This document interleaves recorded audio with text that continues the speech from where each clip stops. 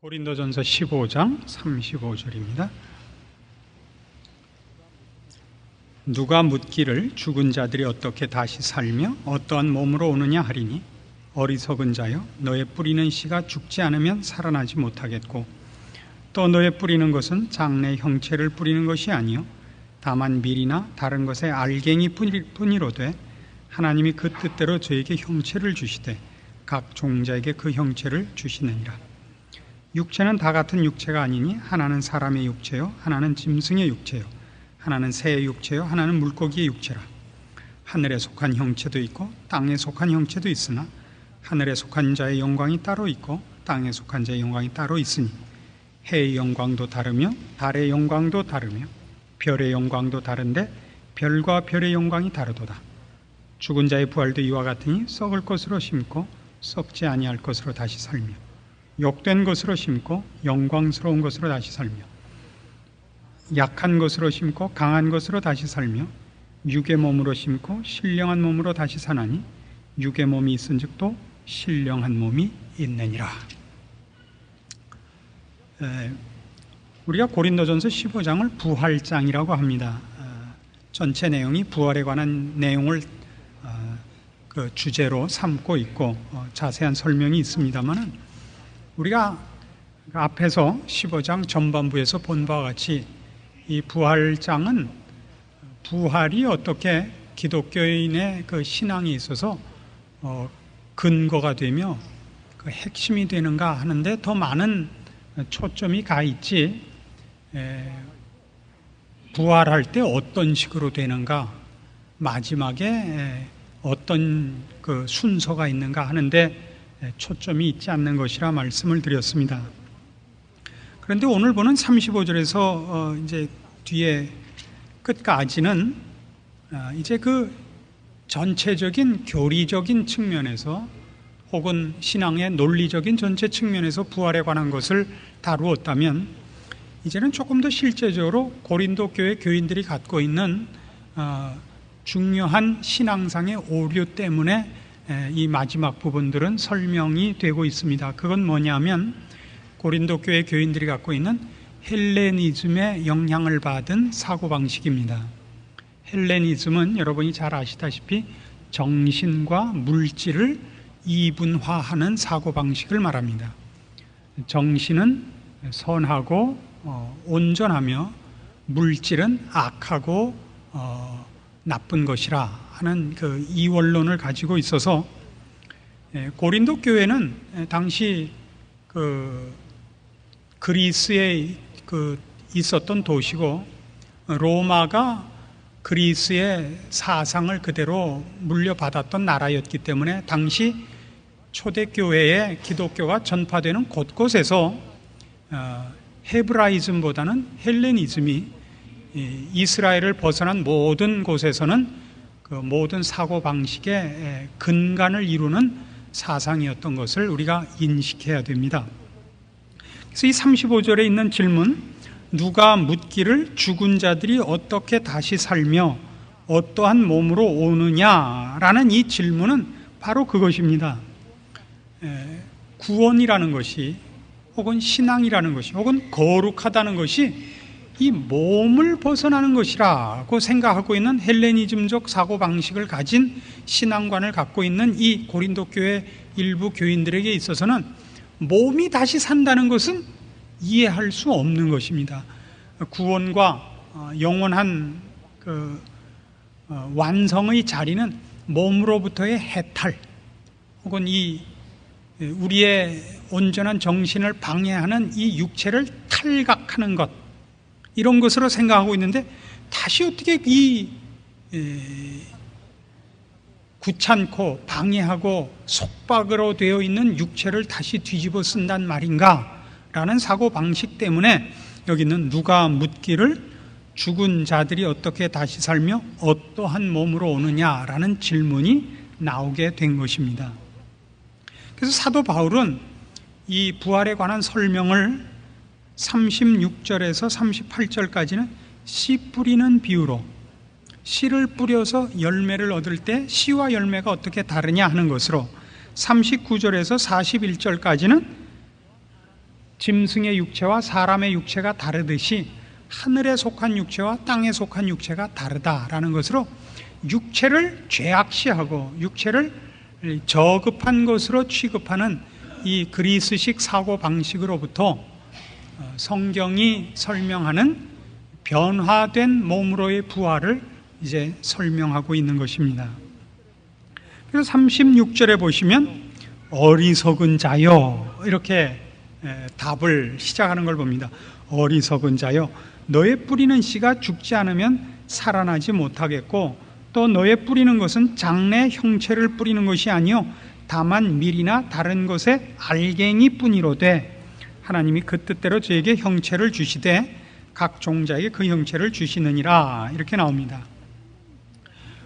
그러니까 헬레니즘이라는 건 결국 뭐가 되느냐면요, 인간 안에 있는 정신이 일종의 범신론적 사고로서 인간 안에 좋은 어떤 생각과 좋은 것이 있는데 육체가 그것을 방해하고 있다고 생각을 하는 거죠. 성경에도 이런 오해를 자아내게 하는 이 오해를 지지해 보이는 것 같은 말씀이 있죠. 마음은 원이로되 육신이 약하도다. 이건 그런 뜻으로 사용된 말은 아닙니다. 그래서 사도 바울이 단번에 지적하는 건 뭐냐 하면 하나님께서는 우리에게 완전한 몸을 주실 수 있는 분이라는 걸 너희는 망각하고 있다. 이것이 답입니다. 씨를 뿌려서 꽃이나 열매를 얻는 것을 비교해 보시라 이겁니다. 나팔꽃과 나팔꽃씨, 코스모스 씨와 코스모스 꽃, 호박 씨와 호박, 이런 건 뭐 상상을 할 수가 없죠. 그렇지 않습니까? 그 씨가 과일이나 열매 같이 생겨 있는 건 아무것도 없습니다. 씨를 심어서 그 열매나 혹은 그 꽃을 거둘 때 그건 얼마나 다릅습니까? 그 씨에서부터 나온 겁니다. 꽃은 정신이고 씨는 육체, 이렇지는 않지 않습니까? 둘 다 일종의 존재하는 하나의 형태를 가진 물질들인 것입니다. 그래서 사도 바울이 가르치려고 하는 것은 지금 우리가 이토록 저급한 죄악된 생각과 행동을 하는 것은 육체의 잘못이 아니고 우리 영혼의 잘못이라 하는 것이 성경 전체의 사상이며, 우리 영혼이 중생하고 거듭나고 변화되듯이 우리의 몸도 변화되어 부활하는 날 영광된 몸을 얻을 것이라 하는 것이 부활 사상에서 가르치는 핵심되는 것입니다. 언제 어떻게 관심이 있는 것이 아니라 몸의 부활도 하나님께서 우리에게 계획하시고 있고 우리가 받아야 할 구원의 한 부분이라고 설명하는 것입니다. 그래서 44절, 오늘 우리가 본 본문 중에서 결론 부분은 이겁니다. 육의 몸으로 심고 신령한 몸으로 다시 사나니 육의 몸이 있은즉 또 신령한 몸이 있느니라 이겁니다. 그래서 신앙 문제에 있어서 지금 이 문제가 우리로서는 어떤 실제적인 신앙의 그 실패와 오류로 갈 수 있느냐 하면, 결국 어떤 잘못된 것들을 제거해 버려서 신앙이라는 걸 이상주의로 가지 않아야 됩니다. 신앙이 이상주의로 가지 않고 우리가 갖고 있는 어떤 선한 의도와 일들을 행하는 데 방해가 되는 환경과 조건을 만들어내는, 그래서 우리 마음속에 있는 선행과 우리 마음속에 있는 열심과 우리 마음속에 있는 주를 향한 어떤 충성심을 다 이루기 위해서 어떤 방해 요소들이 없이 좋은 조건들만으로 완성되는 것을 신앙이라 그러지도 않고 신앙의 가장 좋은 환경이나 방법이라고 가르치지도 않습니다. 예를 들면 우리가 갖고 있는 여러 가지 그 이상주의 속에는 내 육체가 약해서 내 마음에 소원하는 것을 하지 못한다라는 사고 방식이 어떻게 많이 만연되어 있느냐 하면, 제일 많은 게 목사님이 완전하다면 이라는 사고방식입니다. 목사님이 모든 성도들이 요구에 귀를 기울이고 풍성한 영역으로 감화시키고 설교를 하면 이렇게 폐부를 찌르고 또 위로하고, 그래서 신자들은 아무것도 할 것 없이 와서 그냥 이렇게 앉아만 있어도 그냥 마음이 녹아나고 모든 것이 돼야 되는, 요따우 생각을 하시면 안 된다 이겁니다. 이거는 성경이 얘기하고 있는 방식이 아닙니다. 교회 안엔 전혀 이견이 없고 우리를 시험하는 사건이나 사람이 없고, 시대도 우리를 편들고 우리도 시대를 주도하고 그런 것은 없습니다. 그래서 무슨 성도들이 요구하는 것 중에 이런 게 많아요. 교회가 이런 산골에, 시골 산골에 이렇게 빨간 지붕을 이고 조그만 교회로 있는 게 제일 멋있대요. 그게 소원이래요. 크리스마스 카드 보낼 때 그런 모습은. 교회는 어디 있어야 되냐면 필요로 하는 사람들 속에 있어야 되는 겁니다. 사람이 있고 거기에 하나님이 부르신 영혼들이 있고 그들이 쉽게 달려나와 영적인 가르침을 받고 인도함을 받는 데에 가장 적합한 곳에 있어야 됩니다. 외적인 모습이나 무슨 기구나 다른 무엇보다도 그런 편리한 곳에 있어야 되는 것이 우선입니다. 얼마나 커야 되느냐? 그건 아브라함 링컨이 한 얘기가 답입니다. 링컨은 굉장히 키가 컸지요. 그래서 링컨에게 아첨하려고 그 옆에 있는 모시고 있던 부하 직원들이 이렇게 아첨을 한 적이 있습니다. 사람의 다리는 얼마나 길어야 됩니까? 다시 말해서 키는 얼마나 커야 됩니까? 링컨이 이렇게 답을 했죠. 몸뚱아리부터 땅까지만 닿으면 된다. 교회는 얼마나 커야 되는가? 거기에 나오는 성도들이 와서 앉아서 예배 볼 만큼만 크면 됩니다. 눈은 얼마나 커야 되는가? 보고 싶은 거 볼 수 있으면 된다. 더 이상 크면 쓸데가 없습니다. 교회 안에 이런 것 저런 것이 없으면 좋겠다.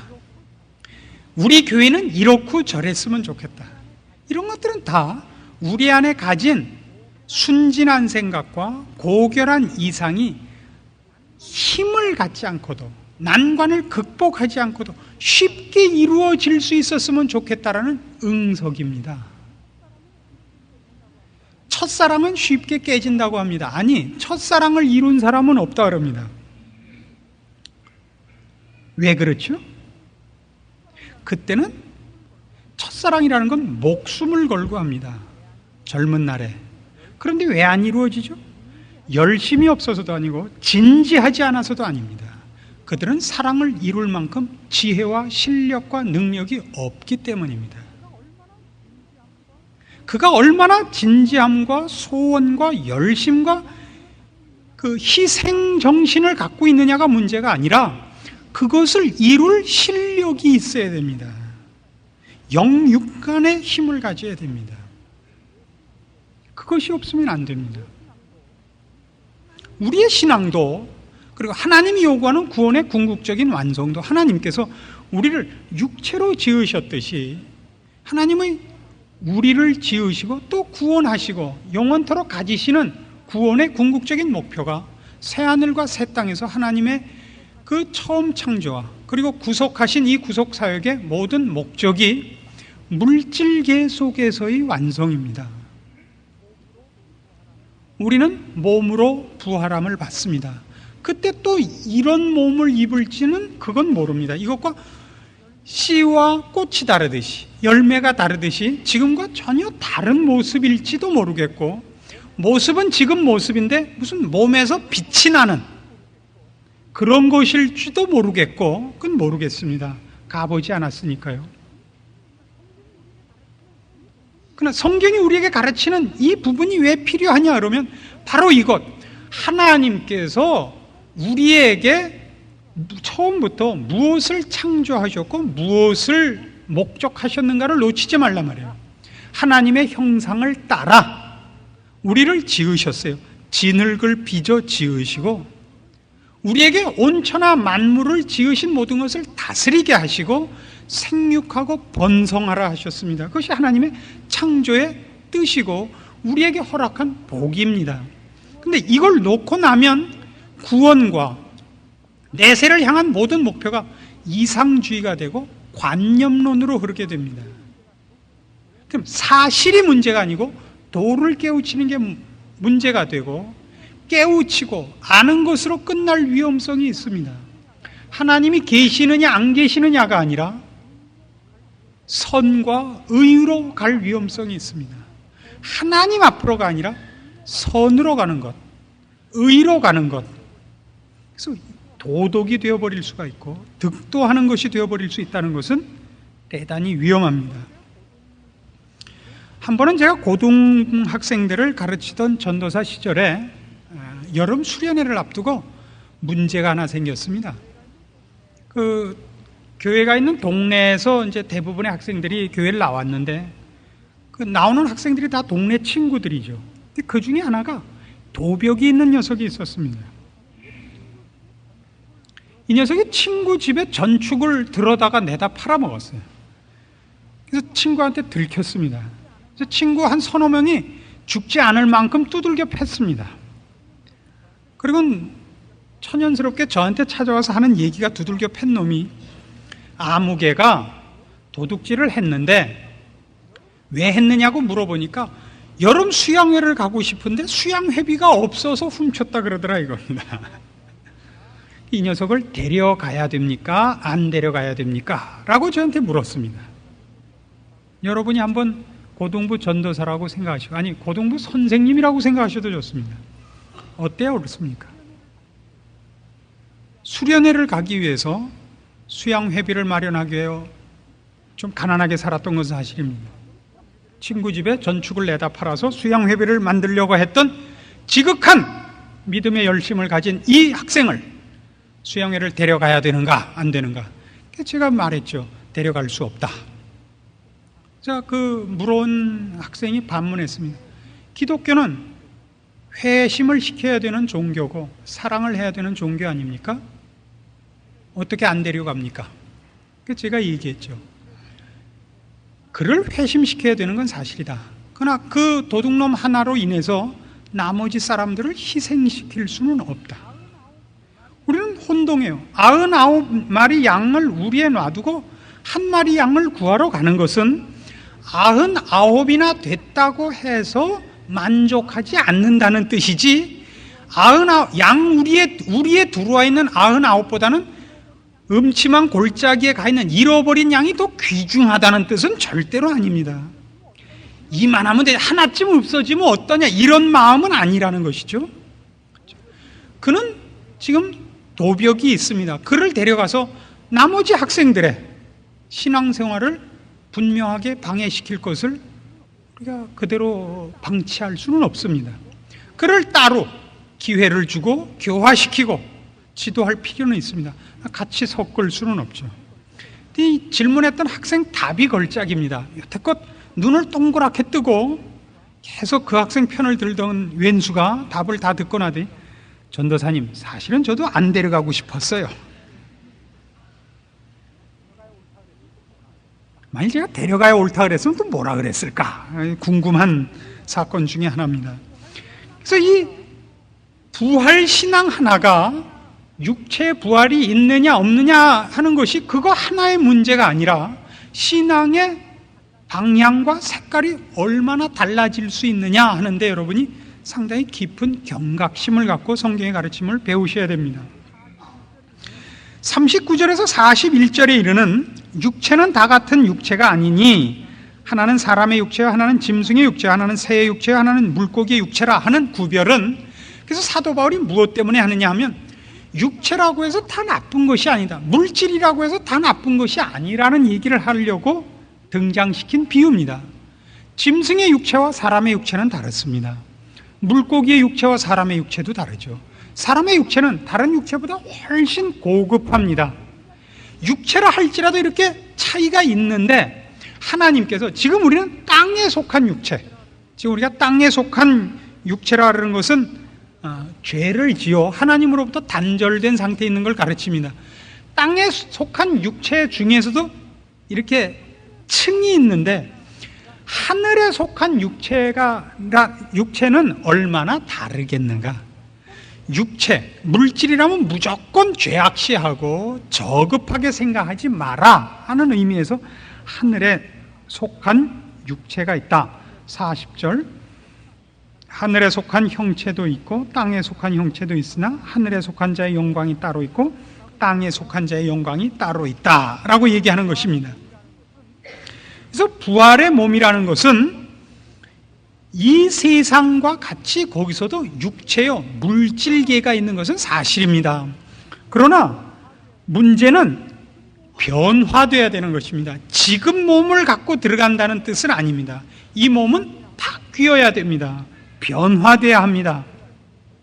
우리 몸이 바뀌어 들어갈 것입니다. 지금같이 죄악된 것에 깊이 연결되어 있고 죄악된 것에서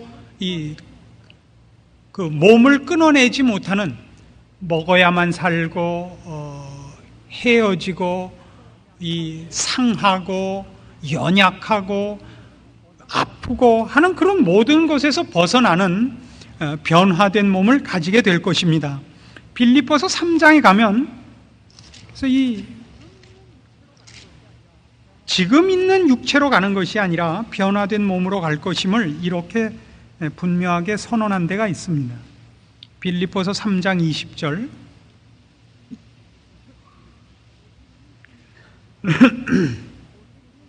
빌립보 3장 20절 오직 우리의 시민권은 하늘에 있는지라 거기로서 구원하는 자 곧 주 예수 그리스도를 기다리노니 그가 만물을 자기에게 복종케 하실 수 있는 자의 역사로 우리의 낮은 몸을 자기 영광의 몸의 형체와 같이 변케 하시리라. 변화되어 들어갈 것입니다. 그래서 우리의 몸이 바뀔 것입니다. 앞에서도 말씀드린 바와 같이 천국에 들어갈 때 우리 몸은 영화로운 몸으로 변하여 들어갈 것입니다.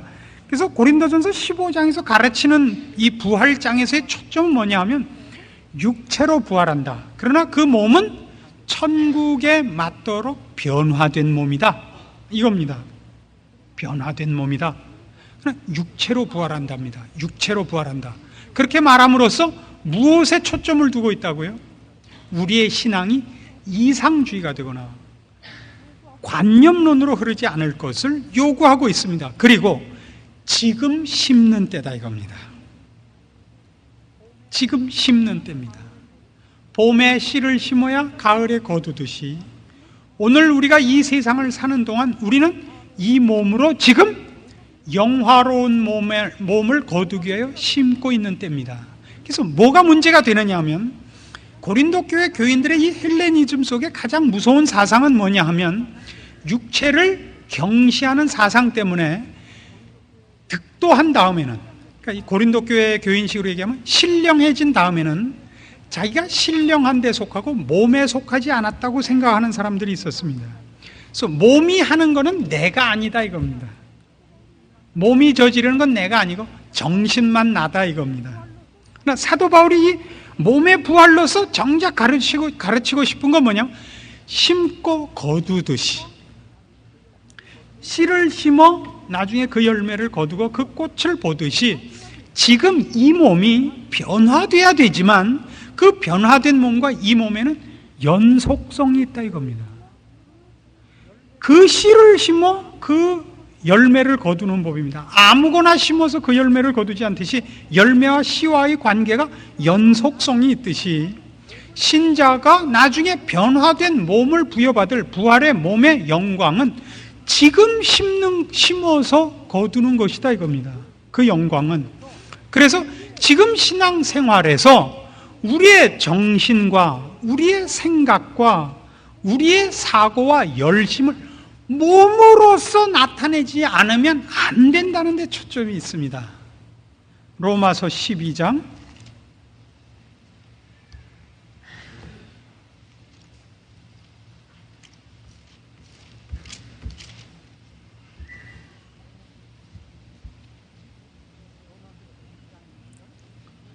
로마서 12장 1절 그러므로 형제들아 내가 하나님의 모든 자비하심으로 너희를 권하노니 너희 몸을 하나님이 기뻐하시는 거룩한 산제사로 드리라.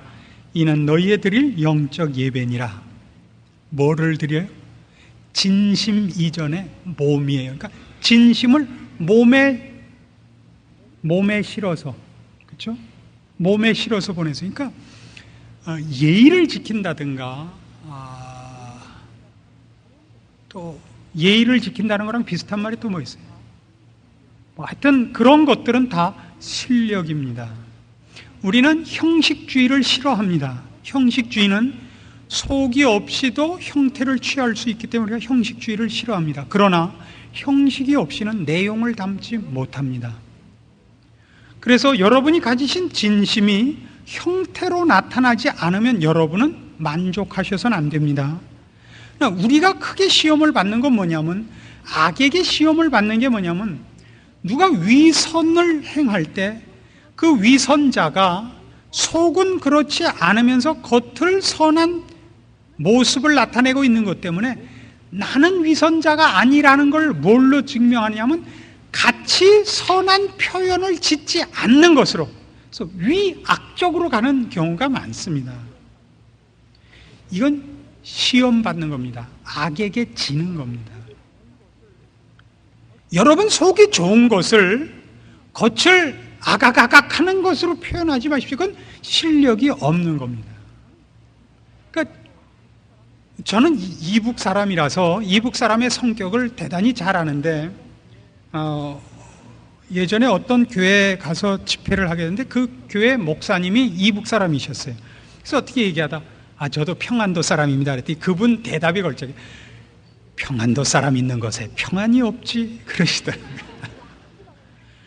무슨 생각이 나면 우악 하고 나가요. 틀린 채로 나가요. 그 상대방을 있는 대로 우라통이 터지게 해놓고 돌아서 낄껄껄 웃으면서 하는 소리가, 이북 사람은 뒤가 없어요. 그 사람은 이미 원한이 골수에 사무쳤는데 지랄을 떤 사람이 돌아서서 우린 뒤가 없어요. 그러면 어떻게, 들은 사람이 괜찮아요 그래야지 지랄을 떤 사람이 자기는 뒤가 없대요. 그런 법이 어디 있어요? 그건 말이 안 맞는 겁니다. 이건 제가 예를 이북 사람을 들었을 뿐이지, 우리가 이 세상을 살면서 얼마나 세상에 간교한 자와 음흉한 자가 많아요. 사기꾼이 얼마나 많아요. 그래서 우리가 진심을 가지고도 진심을 표현하는 법을 몰라요. 그래서 이렇게 무뚝뚝하게 굴거나 이게 투박하게 구는 경우가 있는데 그건 잘못입니다. 그래서 모두가 일단 표정과 말을 좋게 하는 연습을 하셔야 행동이 좋아집니다. 모든 것은 생각부터지만 그 생각을 실제화하는 데서 말부터예요. 말과 표정을 좋게 지으시고 그리고 행동을 바꾸세요. 그래서 가장 중요한 것이 뭐냐면 예의를 지키는 것입니다. 예의를 지킨다는 것은 상대방을 존중하는 것입니다. 상대방을 존중하는 건 그 자신이 괜찮은 사람이라는 표입니다. 난 괜찮은 사람이라는 표를 내기가 싫어. 그런 애들이 난 밥 안 먹을래 그러는 거랑 똑같습니다. 그러다가 뺨따구가 붓게 맞았다는 거 아닙니까? 우리가 배우는 것들이 뭐죠? 우리가 지금 심는 것이 뭐죠? 우리가 지금 사는 신앙의 인생, 하나님이 우리에게 아직도 남겨두신 일생이 왜 있죠? 변화된 몸, 영광스러운 몸, 하나님 앞에서 부끄러움 없이 드러날 영광의 자리에 서기 위하여 흠도 없고 점도 없고 주름 잡힌 거나 티나 이런 것이 없기 위해 하나님께서 허락하시고 그리고 우리에게 간곡하게 요구하신 복된 길이 아닙니까? 우리는 우리의 이 신자된 인생길을 그렇게 가볍게 또 하나님의 부탁하심을 그렇게 경홀하게 대할 수 없는 자들입니다.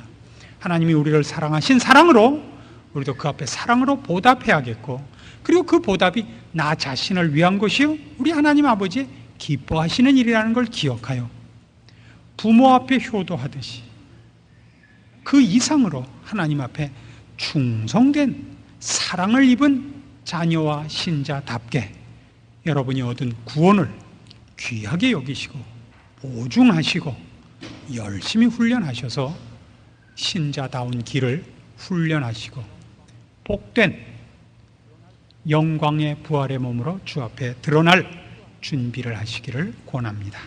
기도하십시다. 하나님 아버지 은혜를 감사합니다. 하나님께서 우리를 사랑하시고 그리고 우리를 영화롭게 하사 이제 우리에게 그 귀한 기회를 주셨습니다.